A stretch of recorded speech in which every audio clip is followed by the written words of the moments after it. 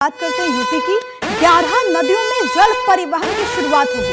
पहले चरण में 761 किलोमीटर का रूट तैयार। अभियंताओं की टीम व्यवहारिकता रिपोर्ट तैयार करेगी। घाटों पर प्लेटफॉर्म और अन्य व्यवस्थाएं दुरुस्त होंगी। गंगा में प्रयागराज, वाराणसी, गाजीपुर, हल्दिया रूट तैयार है। इसके अलावा कानपुर से फर्रुखाबाद तक रूट बढ़ाने की योजना है। यमुना, सरयू, घाघरा में जल पर्यटन की संभावनाएं, इसको लेकर के खाका तैयार हो रहा है। पीडब्ल्यूडी, पर्यटन, सिंचाई, वन विभाग की टीम गठित कर दी गई है।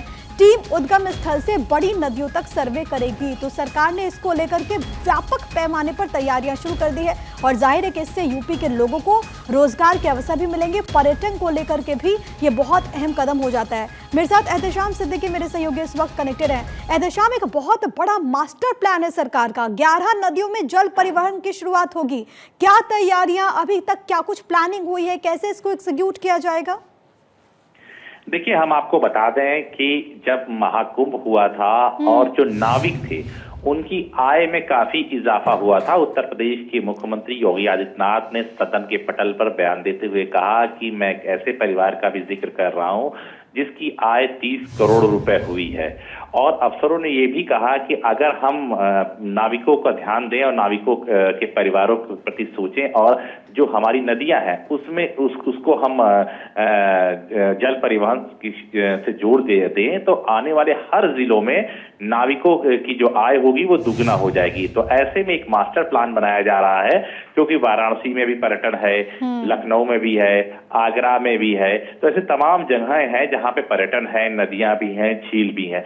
तो एक मास्टर प्लान बनाया जा रहा है जिसमें 11 नदियों का चयन किया गया है जहां पे जल परिवहन की शुरुआत होगी। उसमें लखनऊ को भी चूज किया गया है कि लखनऊ में जो गोमती रिवर फ्रंट बनाया गया है, चौक कुड़िया घाट से उस बोट चलाई जाए जो इकाना स्टेडियम की तरफ जाए और इकाना स्टेडियम के लोग पुराने शहर लखनऊ आना चाहें तो बोट की सवारी कर सके। तो इस चीज को लेकर एक अभियंताओं की कमेटी बनाई गई है जो व्यवहारिकता रिपोर्ट पेश करेगी सरकार पर कि इसको कैसे लागू किया जाए। सारी जगह के मास्टर प्लान को जोड़ने के बाद 761 किलोमीटर का रूट फाइनल हो रहा है और इसके लिए बाकायदा घाटों पर प्लेटफॉर्म और अन्य सुविधाएं दी जाएंगी।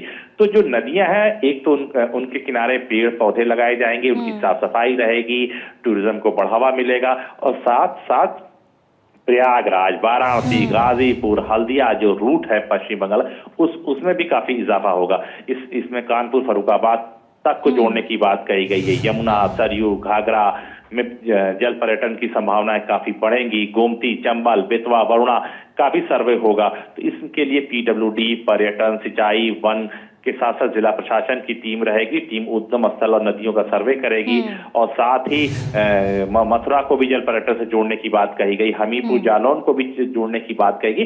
तो इसका वाकई बहुत बड़ा फायदा मिलेगा। सबसे बड़ी बात है एहतेशाम, अगर हम एग्जाम्पल के तौर पर भी समझे, अभी वाराणसी में क्रूज चलता है, लेकिन अगर मान लीजिए बोट के जरिए आप एक जिले से दूसरे जिले जा सकते हैं तो मुझे लगता है कि लोगों के लिए एक और वैकल्पिक मार्ग इससे खुलेगा।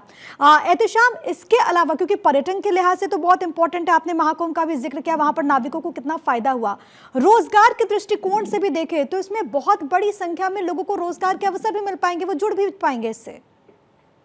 जी हाँ, देखिए, जो नदियों के किनारे बसे गांव होते हैं उनको बहुत बड़ा फायदा होता है कि उनके पास और कोई साधन नहीं होते इस तरफ से उस तरफ आने जाने के लिए। सरकार ने वाकई प्रदेश में काफी विकास किया है, काफी ब्रिजेस, सड़कें बनाए हैं, लेकिन आज भी लोग नदियों के सहारे डिपेंड है। तो इसके शुरू होने से एक तो पर्यटन में इजाफा होगा, बोटिंग जो नाविक है उनके परिवारों को लाभ होगा, साथ साथ किनारे जो खेती बाड़ी करने वाले उनको फायदा होगा। जो घाट बनेंगे वहां पे दुकानें लगेंगी, वहां पे फल फ्रूट्स, चाट के जो छोटे रोजगार है उनको फायदा होगा।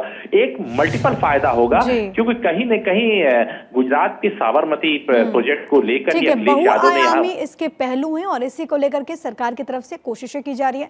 बहुत शुक्रिया आपका एहतेशाम, तमाम बातचीत और जानकारी हम तक पहुंचाने के लिए।